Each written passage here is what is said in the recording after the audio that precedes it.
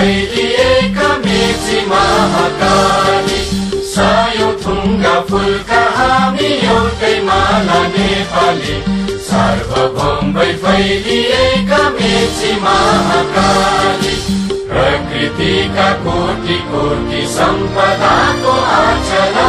वीरहरूका रगतले स्वतन्त्र अटल ज्ञान भूमि शान्ति भूमि तराई पहाड हिमाल अखण्ड यो प्यारो हाम्रो मातृभूमि नेपाल